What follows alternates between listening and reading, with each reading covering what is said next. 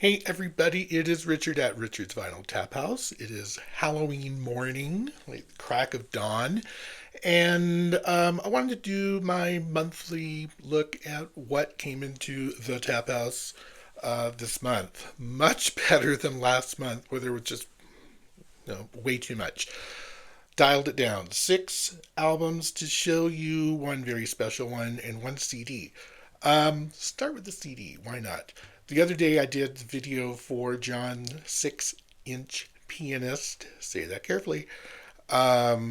Video, and I hit jukebox one, and I focused on Manchester bands with that jangle sound.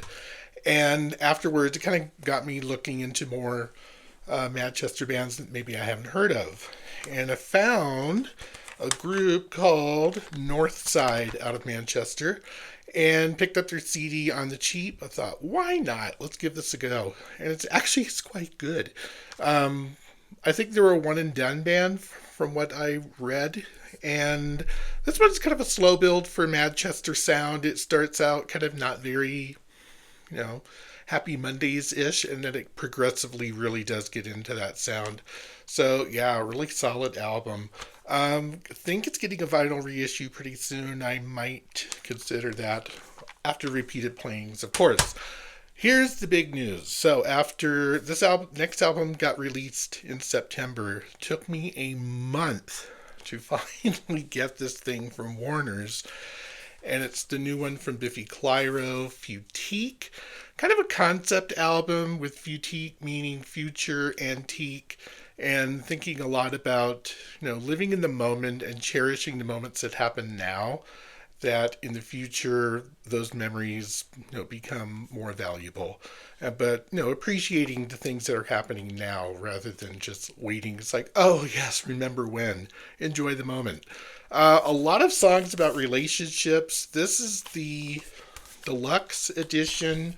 Really cool. Yeah. Cover art that has removable pictures. You can change it from being like trying to remember pets or family or relationships, whatever. But yeah, a really big focus on relationships. The nice thing about this one, two things really, is the signed insert that is stubbornly refusing to come out. There it is. Signed insert Biffy Clyro that might end up in one of those soon to be framed for my viewing enjoyment.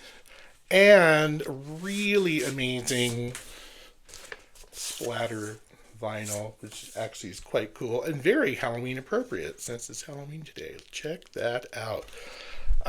Song wise, would I say it's Biffy Clyro's strongest album? No. But it's a very, very good album and kind of is really representative of what Biffy Clyro is kind of focusing on now. They're getting away from the screamy math rock type of thing to a little bit more grown up, if you will. I mean, they've been around for 20 years. They're slowing down a little bit. Great songs on here. A Little Love's their first single off of this one, followed by Goodbye. Both kind of ballady, but really strong and catchy ballads. I love, what is it called? Yes, Dearest Amygdala. 1001 is strong. There's a handful of songs. This is probably definitely going to end up in my top 10 for the year. It's quite good. What else came out this month? How about a reissue? I think this came out actually a couple of months ago, but I finally found a copy at a decent price. I have to amend the picture a little bit. This is Oceansize's last album called Self-Preserved While the Bodies Float Up.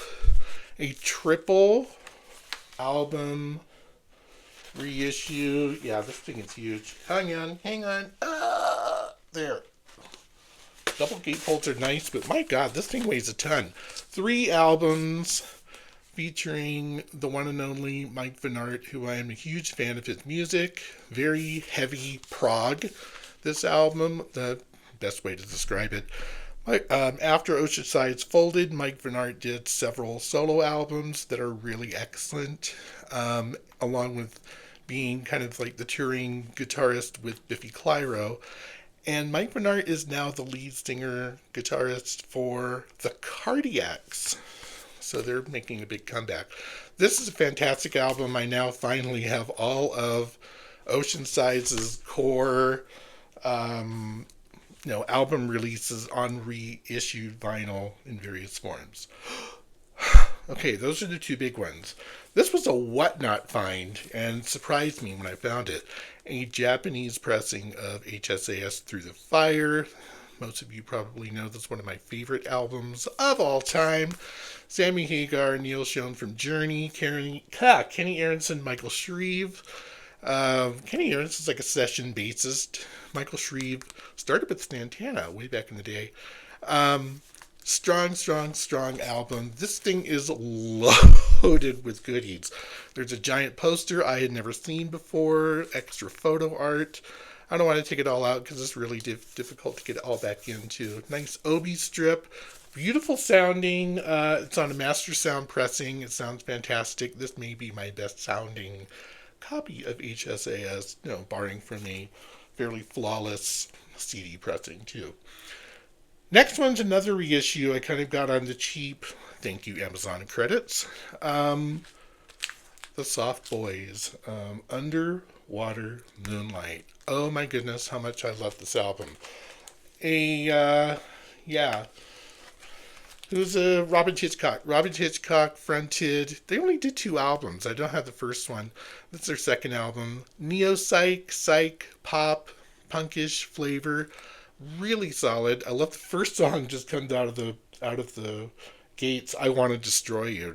I want to destroy you. It's like very Sex Pistols growl to it. I love this album. It's absolutely fantastic. Every song is a belter. Kingdom of Love, Positive Vibrations. Highly recommended.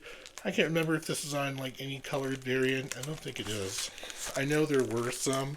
Nope, it's just black vinyl, but there's some extra bits and bobs in here. Actually, a big bits and bobs. It's a huge book that is in here with literature, photos of the band, Robin Hitchcock in all his glory with all the boys. Well worth picking up. It does sound fantastic, so it's well worth it.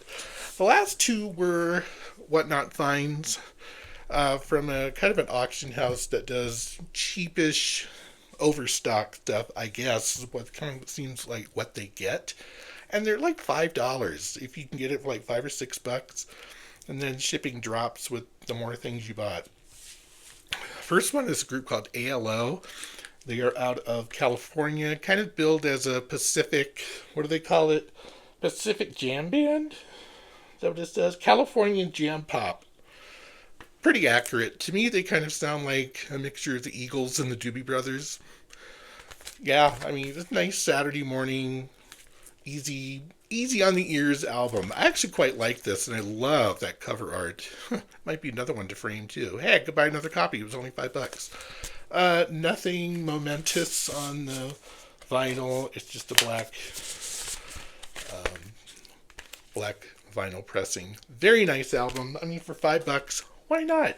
This one surprised me when it showed up, and it was Kurt Weill's 2022 album called Watch My Moves. This was recorded during quarantine. It's a very sprawling 2-album set, and consistent with Kurt Weill. It has those kind of mid-tempo deep cut type things. He sounds a lot like Tom Petty in a way. I've always liked his vocal style. Is this better than Smoke Rings for My Halo? Absolutely not. But it's quite a good album, and for $5 for a double album, why the heck not, right? So, those are my pickups for October 2025. I wonder what November will bring. I think I have a couple of pre-orders. I can't remember exactly what. But hey, happy Halloween. Have a wonderful evening of tricks and treats. And looking forward to see what you guys have picked up in October too. Okay, all right. Richard's Vinyl Taphouse over and out. Take care.